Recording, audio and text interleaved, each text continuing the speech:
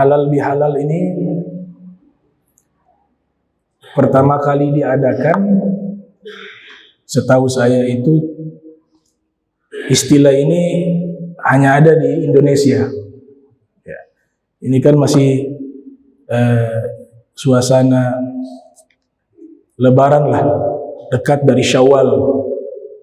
Nah, halal bihalal ini pertama kali dibuat dan diadakan pada tahun 1948 Masehi, pasca kemerdekaan Republik Indonesia tahun 1945. Jadi ceritanya itu, kronologisnya, Insinyur Soekarno selaku presiden di zaman tersebut melihat suasana politik yang tidak kondusif, maka beliau meminta usulan dari seorang kiai besar yang juga termasuk pendiri Nahdlatul Ulama, juga sebagai delegasi Hijaz, yang dimana di masa beliau itu ada rencana memindahkan makamnya Nabi untuk keluar dari masjid. Tapi delegasi yang diutus di Indonesia, termasuk salah satunya kiai yang memperkenalkan istilah halal bihalal, yaitu bernama Kiai Haji Abdul Wahab Hasbullah.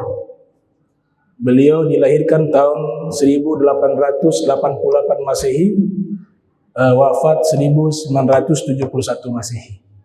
Alhamdulillah delegasi Indonesia ini datang bertemu Raja Saudi Arabia di zaman itu untuk memprotes agar kuburan Nabi jangan dipindahkan, tetap di tempat tersebut. Dan permintaan itu akhirnya diterima. Dan sampai sekarang kuburan Rasul SAW tidak berubah. Dari mulai awal beliau dimakamkan sampai sekarang, disitulah posisi kuburannya Rasul Sallallahu Alaihi Wasallam. Nah, bertepatan di bulan suci Ramadan, tepatnya pertengahan Ramadan, Insinyur Soekarno meminta saran, meminta usulan dari kiai sepuh tersebut, bagaimana agar mendinginkan suasana politik Indonesia. Maka sang kiai mengusulkan, buatlah pertemuan silaturahmi. Jadi halal bihalal itu sebenarnya istilah awalnya silaturahmi, tapi karena istilah ini sudah populer di tengah kalangan masyarakat, beliau coba berinovasi agar lebih menarik lagi. Maka dirubah silaturahmi dengan istilah halal bihalal. Jadi halal bihalal bukan bermakna meminta halal, bukan. Tapi maknanya adalah menyelesaikan masalah. Dari kata hallah, yahillu, itu artinya halal mushkilata au al mas'alata. Jadi menuntaskan masalah, menyelesaikan masalah, itu namanya halal bihalal. Walhasil usulan itu diberikan kepada Insinyur Soekarno, dan Insinyur Soekarno juga menyetujui hal itu. Dibuatlah pertemuan, diberikan nama halal bihalal, sampai sekarang istilah itu digunakan. Halal bihalal ini memiliki banyak hikmah, ya, banyak hikmah, banyak nilai-nilai filosof kebaikan di dalamnya. Dan bukan hanya kegiatan halal bihalal yang memiliki hikmah. Ibadah yang Allah wajibkan kepada kita itu punya makna yang tersembunyi, punya manfaat yang tersembunyi, memiliki hikmah yang tersembunyi. Seorang ulama besar yang ada di Mesir bernama Syekh Ali bin Ahmad Al-Jarjawi Al-Hambali, itu menulis satu mahakarya beliau berjudul Hikmatu Tasri' wa Falsafatuh. Kitab itu membahas tentang rahasia-rahasia yang ada di dalam ibadah yang kita lakukan, mulai dari wudhu sampai melaksanakan ibadah haji. Ternyata diuraikan satu persatu, semuanya itu memiliki rahasia-rahasia yang luar biasa, memiliki manfaat-manfaat yang luar biasa, yang kadangkala akal kita belum mampu untuk menggali itu. Demikian juga halal bihalal.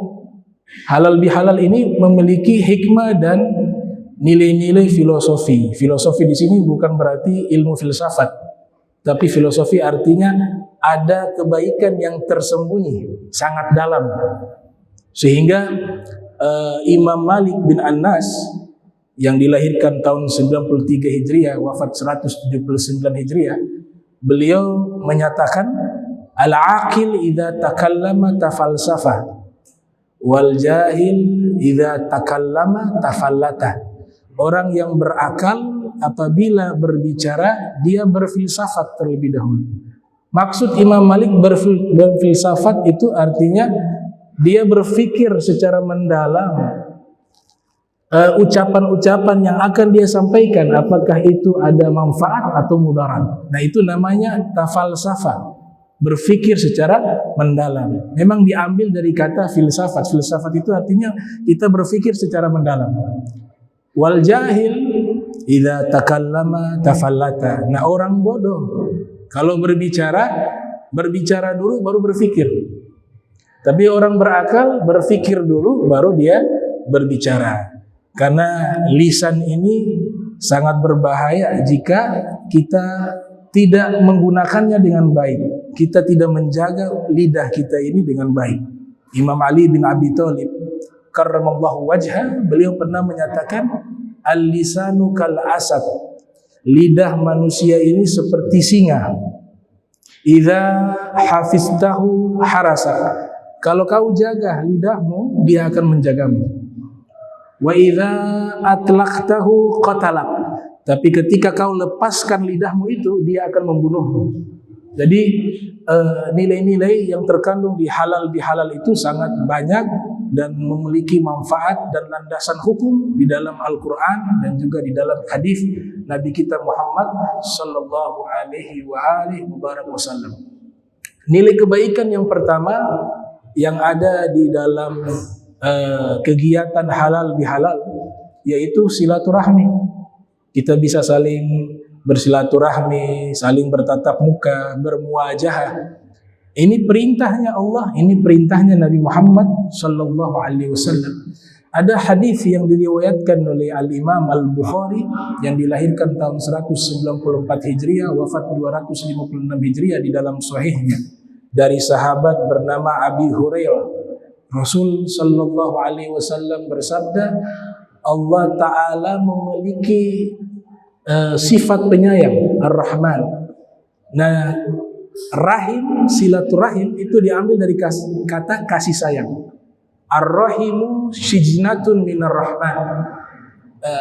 Kasih sayang itu adalah bagian daripada anugerah dari Sang Maha Penyayang, yaitu Allah Subhanahu wa taala. Faqalallahu ta'ala, Allah Ta'ala berfirman, dan Allah Ta'ala menyatakan kepada silaturahmi atau ikatan kasih sayang, apabila engkau menyambung silaturahmi, maka saya Allah akan menyambungnya. Tapi kalau kau memutuskan, maka saya Allah akan memutuskannya. Nah, itu sabda Rasulullah SAW terkait tentang masalah silaturahim.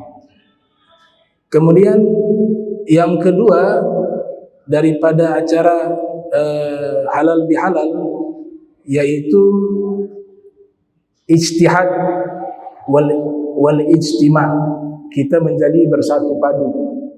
Ini perintah Allah Ta'ala di dalam Al-Quran, wa'tasimu bihablillah jami'a wa la tafarraqu. Berpegang teguhlah dengan tali Allah, jangan kalian bercerai-berai.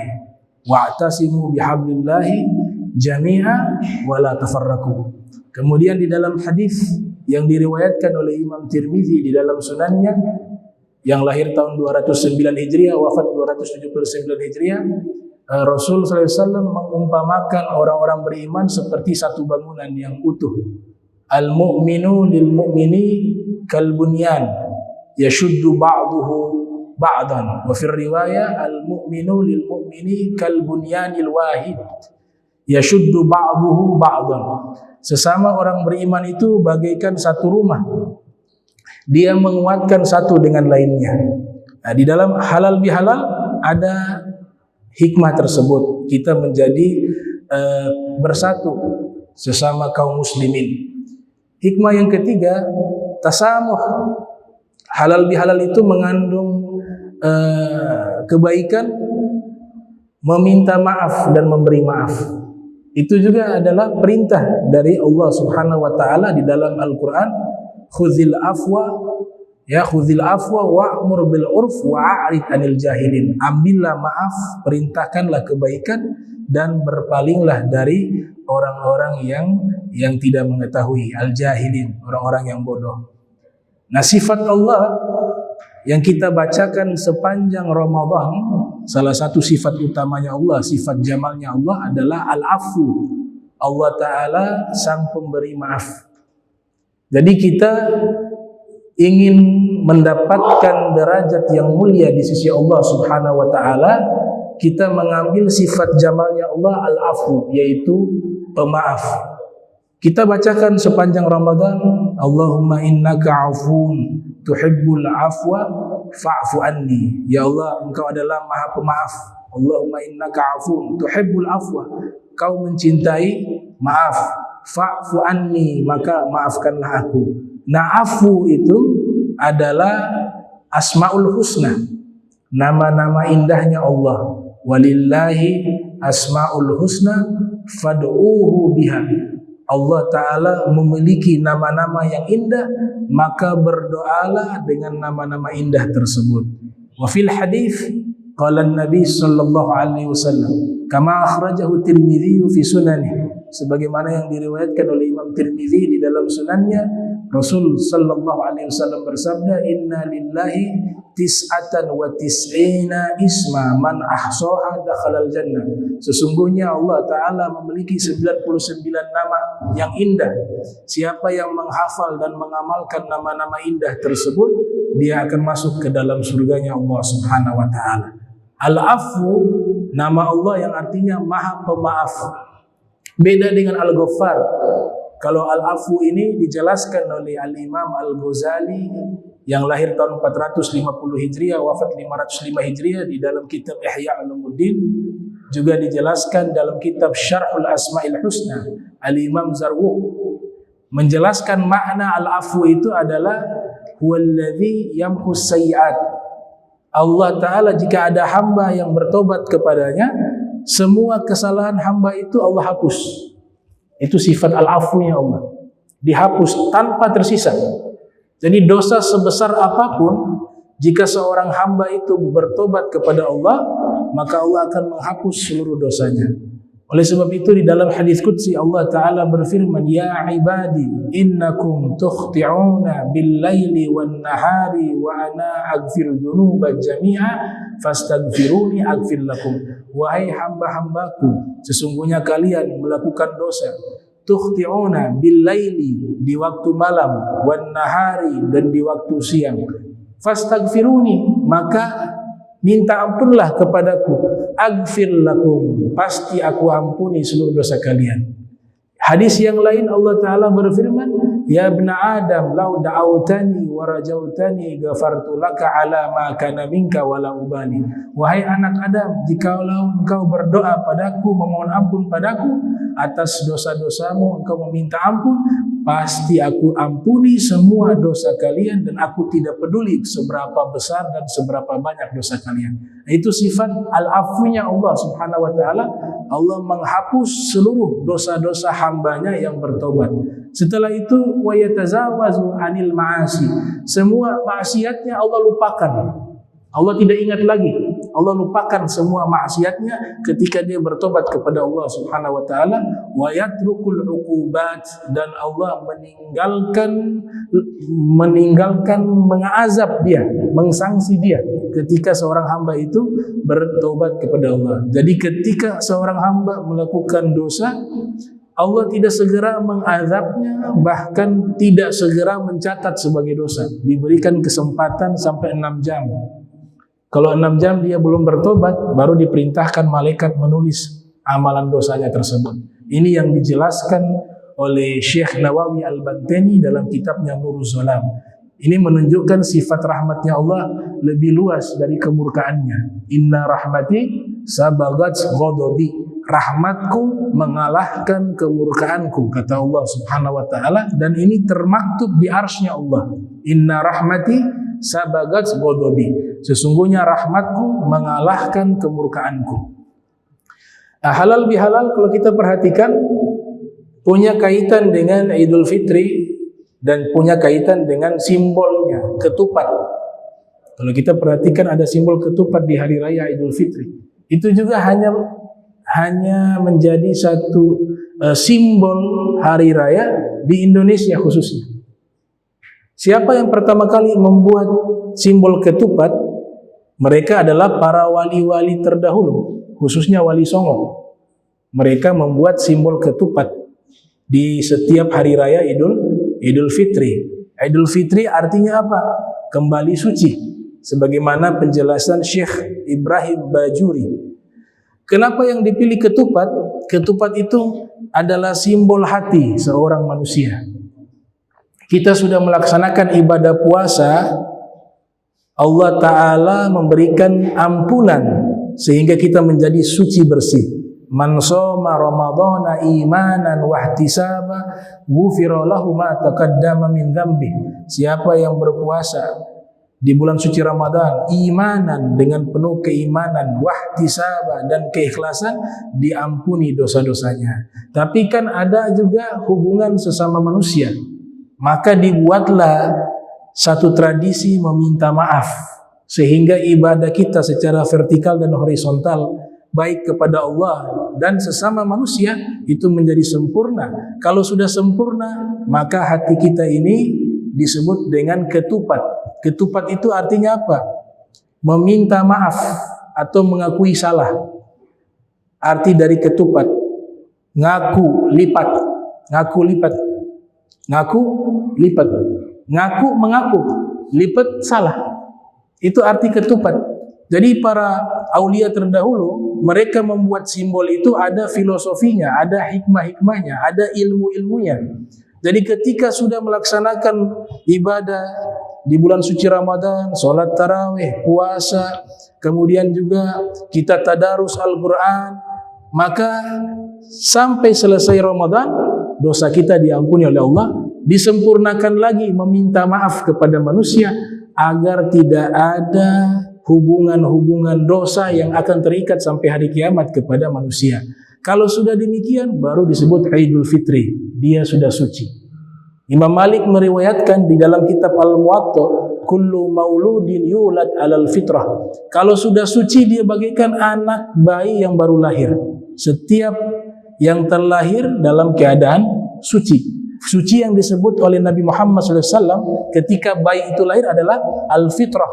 Nah, makanya namanya Idul Fitri, kembali kepada suci. Maka yang menjadi suci apa? Simbol ketupat itu hati. Ketupat itu disimbolkan seperti hati. Kemudian ada 4 sudut daripada ketupat. Itu menandakan atau mengisyaratkan bahwa manusia itu memiliki 4 jenis hati. Dan ini berlandaskan hadis Nabi Muhammad sallallahu alaihi wasallam yang diriwayatkan oleh Imam Ahmad bin Hanbal di dalam musnadnya, yang lahir tahun 164 Hijriah, wafat 241 Hijriah. Rasul sallallahu alaihi wasallam bersabda, al-qulub arba'atun. Hati manusia ada 4 jenis. Yang pertama, qalbun ajrad fihi siraj yazharu fadzalika qalbul mu'mini. Yang pertama, hati yang bersih. Kalau hati ini bersih, maka ada cahaya dalam hati tersebut. Ini hatinya siapa? Hatinya orang beriman. Ini jenis hati yang pertama. Jenis hati yang kedua, Nabi sallallahu alaihi wasallam beliau bersabda, qalbun aswadu mankus. Jenis hati yang kedua, hati yang hitam terbalik. Fadzalika qalbul kafir. Itulah hati orang-orang kafir. Ada jenis hati yang ketiga, Nabi sebutkan qalbun marbutun ala gilafih fadzalika qalbul munafik. Hati yang terikat dengan bungkusan. Jenis hati ketiga ini disebut dengan hatinya orang munafik. Kemudian jenis hati yang keempat, qalbun musaffahun fihi imanun wan nifaq. Hati yang datar, di dalamnya ada keimanan dan juga ada kemunafikan. Itu hati orang muslim yang banyak melakukan maksiat. Dia kadangkala beriman, Lagi naik dia taat, tapi kadang-kalanya kalau sudah turun bablas, hampir mendekati daripada nifaq. Ini 4 jenis hati diisyaratkan dengan 4 sudut ketupat. Ketupat sudutnya 4, itu melambangkan 4 hati manusia atau 4 jenis hati manusia. Yang paling tertinggi yang pertama tadi, qalbun ajrat, hati yang bersih, hati yang suci. Kalau hati ini bersih, hati ini suci, saya istilahkan dengan kata hati qalbun ya, karena nanti kalau pendalaman ulama itu menjelaskan qalbun itu jantung. Imam Ghazali mengatakan qalbun itu tidak berfisik. Ada yang berfisik, ada yang tidak berfisik. Ibnu Sina mengatakan qalbun itu yang memompa darah. Jadi kata qalbun itu masih diperdebatkan apakah maknanya hati, apakah maknanya jantung, apakah maknanya sesuatu yang tidak berbentuk, tidak berfisik, tapi dia berupa cahaya, maka selalu diistilahkan hati nurani. Hati nurani, nurani itu bahasa Arab dari kata cahaya, nur. Qalbun nuraniun, hati yang bercahaya. Nah itu pembahasan di dalam tema-tema ilmu tasawuf tentang definisi hati. Tapi yang luar biasa ini ketupat yang ditradisikan dan disimbolkan oleh para wali, khususnya Wali Songo, ternyata filosofinya sangat dalam. 4 jenis hati manusia itu 4 sudut. Ketupatnya adalah hati. Nah, hati yang paling tertinggi derajatnya hati yang bercahaya. Kapan hati itu bercahaya? Kalau kita buka ketupatnya, warnanya apa? Putih. Ketupat tidak ada yang warna hitam. Ketupat warnanya putih. Artinya apa? Kalau sudah melakukan kebaikan kepada Allah lewat ibadah, bukan kebaikan kepada Allah, hak-hak Allah, kewajiban Allah kita tunaikan dengan sempurna, dan juga kita berperilaku baik sesama manusia, maka hati ini akan menjadi putih. Kalau sudah putih ini hati, baru datang yang namanya cahaya. Makanya lihat bagaimana ketupat itu dibungkus dengan janur. Janurnya itu melilit. Ya, dia saling melilit satu dengan lainnya. Artinya apa? Untuk mencapai derajat hati yang suci itu perlu kesungguhan, banyak rintangan, banyak tantangan, mujahadah, riyadhah, suluk. Dia tempuh dengan sungguh-sungguh baru bisa mencapai hati yang bersih. Jadi hati yang bersih tidak datang sendiri, tapi kita yang harus berusaha membersihkan hati kita setiap saat sampai nanti dia menjadi putih. Kalau sudah putih bersih hati, sebagaimana isi ketupat itu berwarna putih, maka datanglah cahaya. Dalam terminologi tasawuf disebut dengan ja'an nur. Makanya janur itu diambil dari bahasa Arab, ja'an nur. Janur itu artinya telah datang cahaya. Kalau sudah putih hati, maka akan datang itu cahaya. Kalau cahaya sudah ada dalam hati, itu hati ini akan membimbing kita kepada kebaikan. Hati ini akan membuka hakikat. Hati ini akan mengajarkan kita ilmu bahwa ini sesuatu yang salah, ini sesuatu yang tidak salah. Ini sesuatu yang salah, ini sesuatu yang benar. Dan hati ini ketika bercahaya, maka ibadahnya akan khusyuk. Hati ini kalau bercahaya, matanya akan meneteskan air mata jika menyebut nama Allah, jika menyebut nama baginda Nabi Muhammad sallallahu alaihi wasallam. Jadi ketika dia sudah memutih, datang cahaya. Ja'an nur, janur. Ja'an nur, janur. Kalau sudah putih seperti ini, Allah Ta'ala dekat dengannya. Dekat bukan tempat, tapi pangkatnya dekat di sisi Allah Subhanahu wa Ta'ala. Pangkatnya dekat dengan baginda Nabi Muhammad sallallahu alaihi wasallam. Inna abadan nas mir rabbinar rahim qalbun qasi. Manusia yang paling jauh dengan Allah adalah manusia yang paling keras hatinya. Maka terbalik maknanya, manusia yang paling dekat dengan Allah adalah manusia yang paling lembut dan paling baik hatinya. Maka filosofi yang dibangun oleh para wali songo tentang ketupat itu mencakup makna daripada 3 ilmu. Ilmu tauhid, ilmu fikih, dan ilmu tasawuf akhlaki. Tasawuf akhlaki hanya mengajarkan kita membenahi dan memperbaiki hati kita. Hati ini ketika sudah bercahaya, dia punya tanda-tanda, dia punya indikator-indikator. Hadis yang diriwayatkan oleh Imam Al-Haddad di dalam kitab An-Nasaih Ad-Diniyah, ada sahabat yang bertanya kepada Nabi ketika Nabi menguraikan makna cahaya yang masuk ke dalam hati. Nabi bersabda, "Innan nura idza dakhala al-qalba insyaraha lahu sadru wa nafasah." Sesungguhnya cahaya apabila dia masuk ke dalam hati seseorang, maka dada menjadi luas dan lapang. Faqila lahu, maka ditanya kepada Nabi, "Fama alamatu dzalika?" Apa tanda orang yang sudah diberikan cahaya dalam hatinya? Rasul sallallahu alaihi wasallam bersabda, tandanya adalah 3. Yang pertama, al-inabatu ila daril khulud. Fikirannya selalu tertuju kepada tujuan utama, yaitu mempersiapkan diri di tempat yang abadi. Kehidupan di dunia dia laksanakan dengan baik, dia bekerja, dia berkeringat mencari rizki yang halal, itu termasuk daripada ibadah-ibadah jika disertai dengan niat yang baik dan juga dengan cara yang baik. Tapi pikirannya itu bukan di dunia.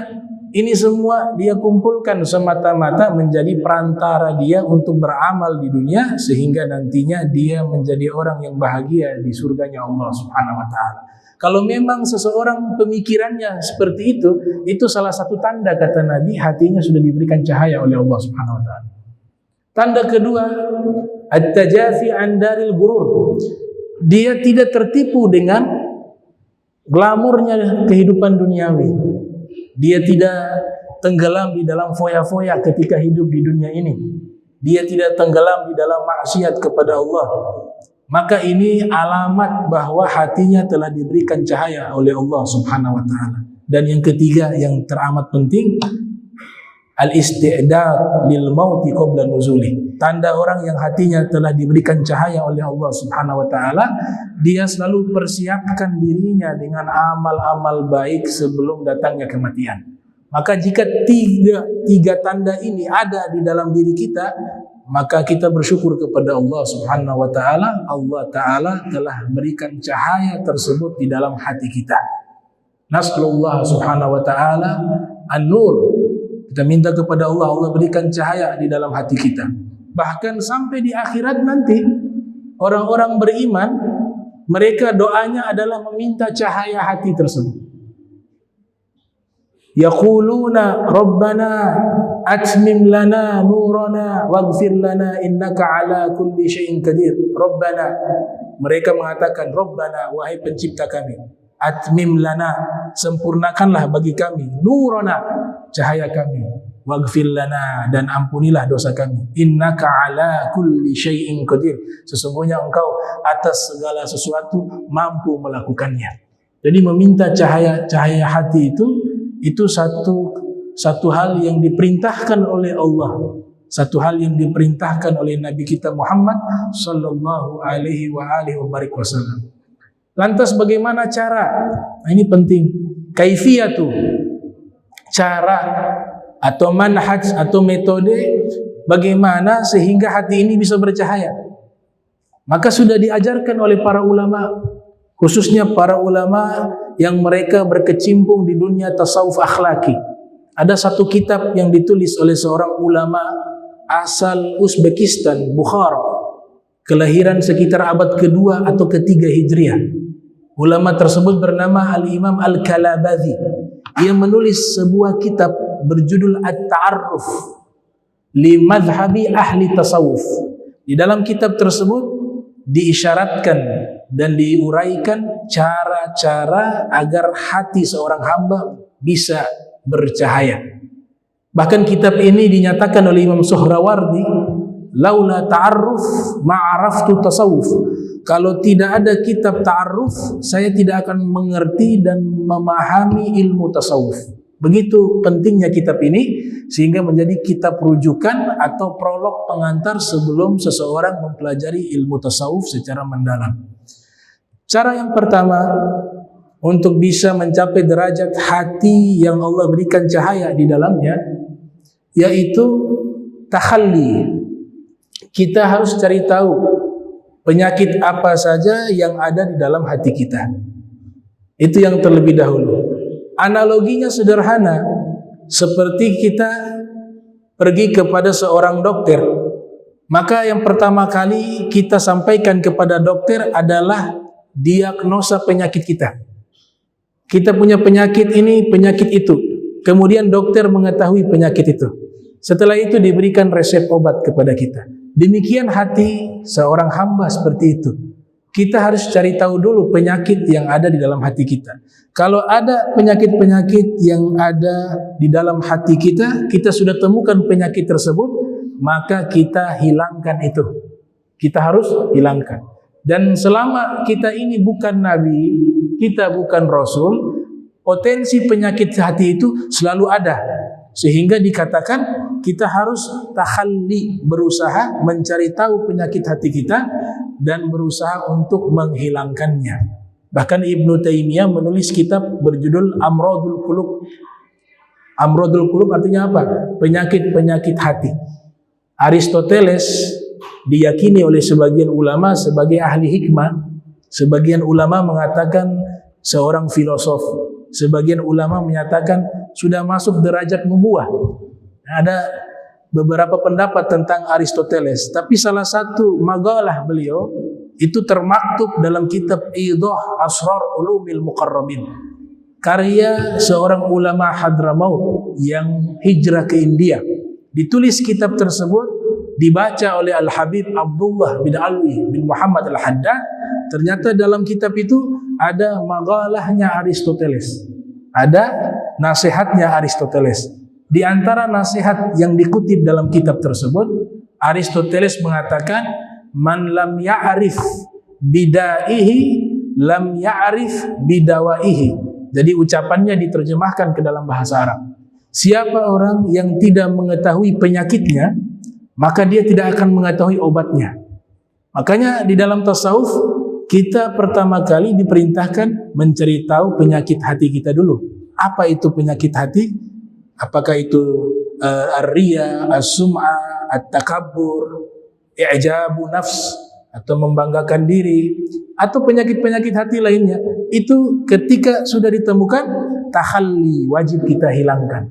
Setelah sudah hilang itu penyakit hati yang ada dalam hati kita, baru kita hiasi dengan akhlak-akhlak terpuji dalam hati kita. Namanya tahalli. Ada kitab karya Syekh Mustafa Al-Adawi, beliau beri judul Syifaul Qulub, obat hati. Jadi kalau tadi Ibnu Taimiyah Amradul Qulub, penyakit-penyakit hati.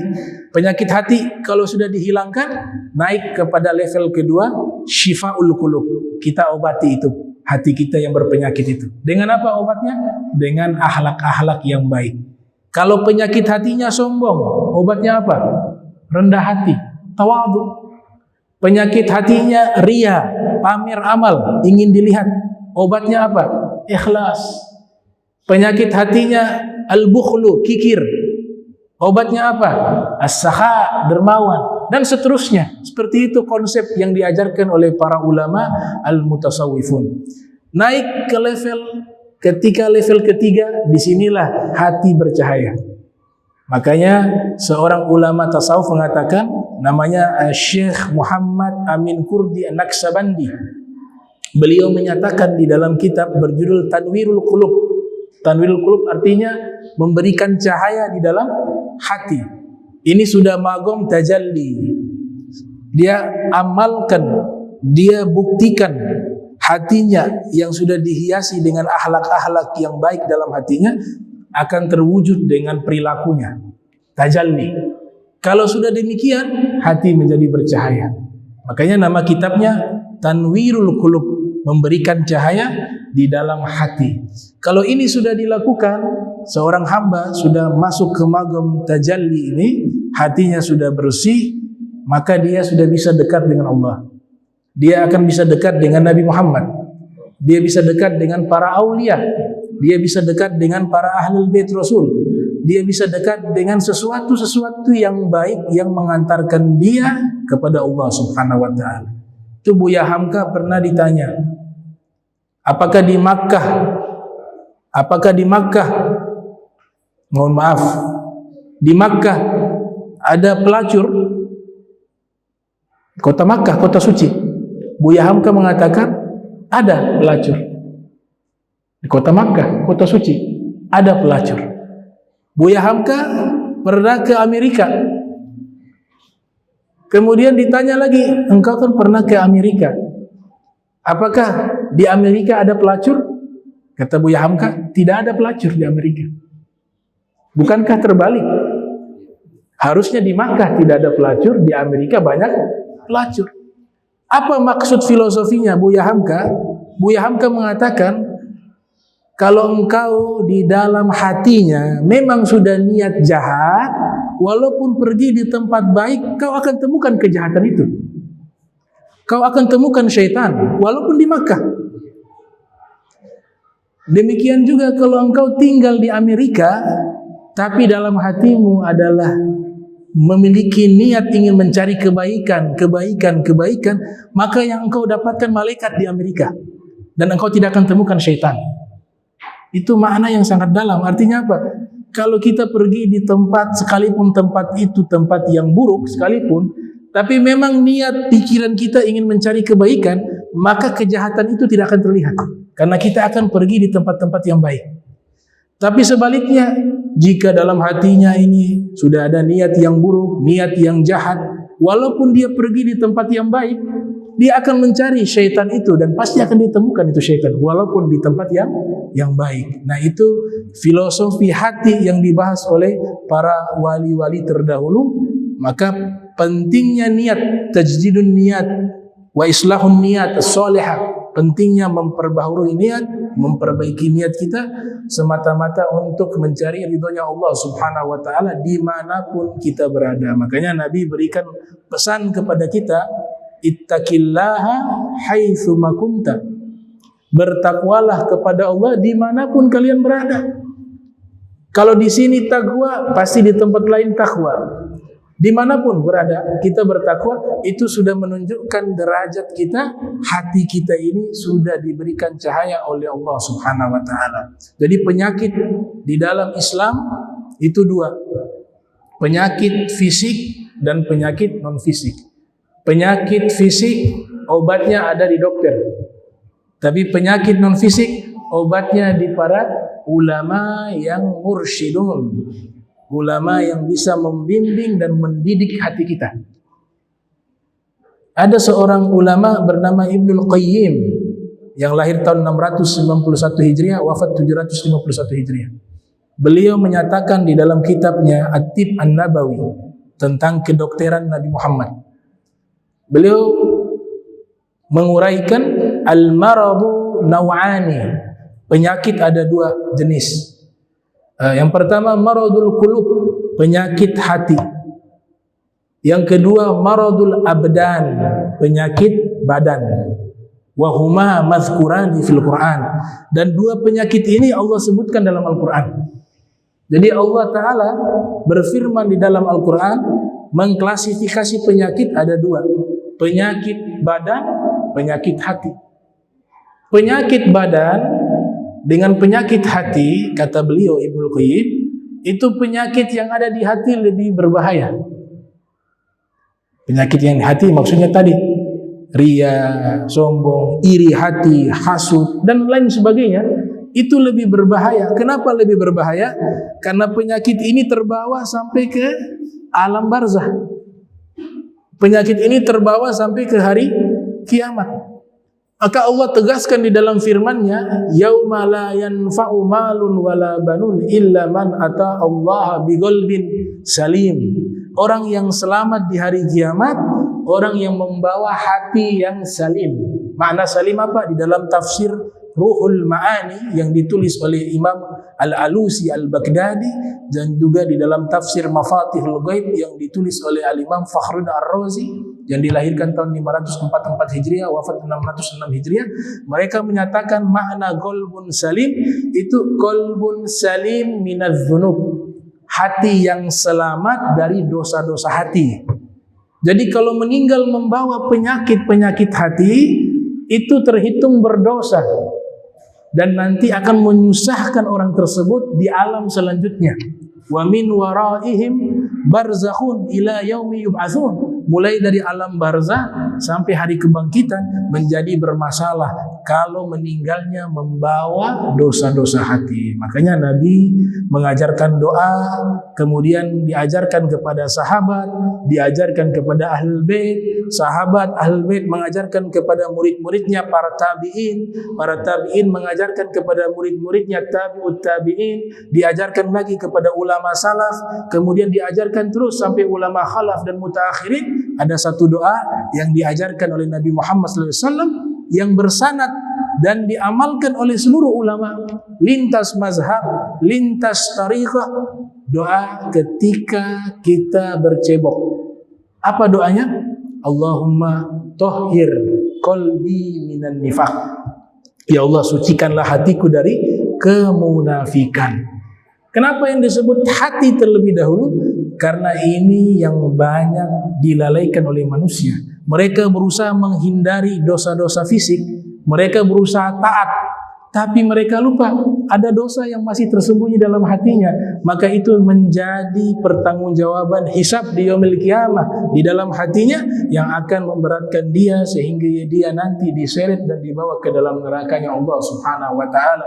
Nauzubillahi min zalik. Maka penyakit ini disebutkan penyakit hati, penyakit badan. Tapi yang lebih berbahaya penyakit hati. Kalau penyakit fisik justru sebaliknya. Kalau seorang hamba itu dia bersabar. Makna bersabar, dia berobat tetap. Tapi dalam keadaan tidak memprotes ketetapan tersebut yang Allah sudah berikan kepadanya. Kebalikannya, dia dapat pahala. Tapi penyakit hati, kebalikannya, dia mendapat dosa.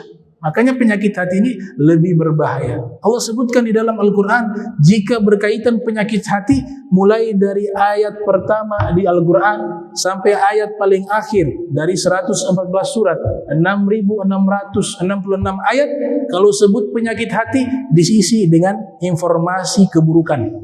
Fi qulubihim maradun fazadahumullahu maradah. Khatamallah ala qulubihim wa ala sam'ihim wa ala absarihim. Semuanya keburukan. Kalau hati sudah sakit, telinga terkunci, tertutup, mata tertutup. Hati ini yang menjadi rajanya, hati ini yang menjadi mesinnya. Jika mesin ini yang rusak, maka mata, telinga, semuanya menjadi tidak berfungsi. Dia gak bisa melihat kebaikan. Dia tidak bisa mendengar nasihat yang baik dan tidak akan masuk ke dalam hatinya. Kenapa? Gisyawah. Karena hatinya sudah mati. Hatinya sudah terkunci. Itu. Beda dengan ulama-ulama yang hatinya hidup. Sampai setingkat mereka itu ada yang meninggal karena mendengar ayat-ayat Al-Quran. Dia merespon nih, hati yang begitu bersinar, hati yang begitu bersih, ketika dia mendengar firman Allah dengan penuh keyakinan, itu dia mendengar bukan dengan telinganya, tapi sudah sampai kepada rohaninya. Rohanianya itu sudah tersentuh dengan firman Allah. Ada seorang sufi bernama Fudail bin Iyad. Fudail bin Iyad memiliki anak namanya Ali bin Fudail bin Iyad. Itu meninggal dunia karena sebab mendengar firman Allah. Ada yang membacakan Al-Quran, dia paham maknanya, dia paham tafsirannya, dia paham takwilnya, dan hatinya memang sudah siap untuk menerima firman itu. Namun terlalu tinggi derajat hatinya itu, dia meninggal dunia. Ada yang membaca surat Al-An'am, walau tara idh wuqifu 'alan nari faqalu ya laitana nuraddu wa la nukadziba bi ayati rabbina wa nakun minal mu'minin. Kharra mayyita. Dia mendengar ayat itu, jatuh tersungkur, meninggal dunia. Ternyata apa makna ayat itu? Allah Ta'ala informasikan, wahai engkau Nabi Muhammad, nanti di hari kiamat engkau akan melihat orang-orang kafir. Mereka sebelum masuk ke dalam neraka, diberhentikan mereka di depan pintu neraka.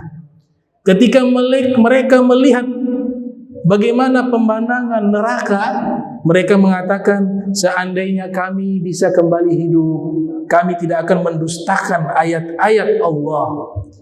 Kami tidak akan mendustakan ayat-ayat Tuhan kami, dan kami akan menjadi pengikut Nabi Muhammad. Kami akan menjadi pengikut Nabi Muhammad sallallahu alaihi wasallam. Ini ayat masuk bukan ke telinga, tapi dia masuk ke dalam ruhnya, dia masuk ke dalam hatinya, dia masuk ke dalam sanubarinya, maka ia meninggal dunia. Namanya Ali bin Fudail bin Iyad. Fudail bin Iyad gurunya Imam Syafi'i, salah satu gurunya. Anaknya bernama Ali. Ini diriwayatkan di dalam kitab Hilyatul Auliya yang ditulis oleh Imam Abu Nuaim Al-Asfahani, yang dilahirkan tahun 336 Hijriah, wafat 430 Hijriah. Jadi tingkatan hati yang begitu suci, dia punya pengaruh yang sangat luar biasa. Tapi jangan sampai ini dia mencapai tahapan yang terlalu tinggi, jadinya seperti itu. Ini julukannya beliau apa? Qatilul Quran. Para ulama memberikan julukan kepada Ali ibn Fudail bin Iyad, orang yang dibunuh oleh Al-Quran, manusia yang dibunuh oleh Al-Quran, Qatilul Quran. Tabi'in terdahulu juga mengalami hal yang sama. Namanya Zarara ibnu Abi Aufa, diriwayatkan oleh Al-Imam Az-Zahabi yang lahir 673 Hijriah, wafat 748 Hijriah, dalam kitab Syiar wa A'lamin Nubala. Dia memimpin sholat subuh.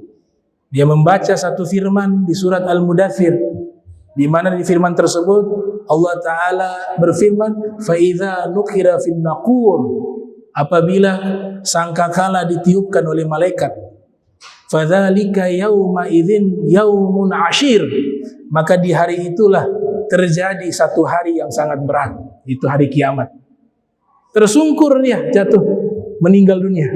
Tabi'in belajar kepada Ibnu Abbas, belajar kepada Abi Hurairah, belajar kepada Imran bin Husain, dari sahabat-sahabat baginda Nabi Muhammad sallallahu alaihi wasallam. Adapun penyakit fisik Allah sebutkan dalam Al-Qur'an, "Faman kana minkum maridha aw ala safarin fa'iddatun min ayyamin ukhra." Siapa di antara kalian yang sakit atau sedang safar, maka dia boleh mengganti puasanya di hari-hari yang lain.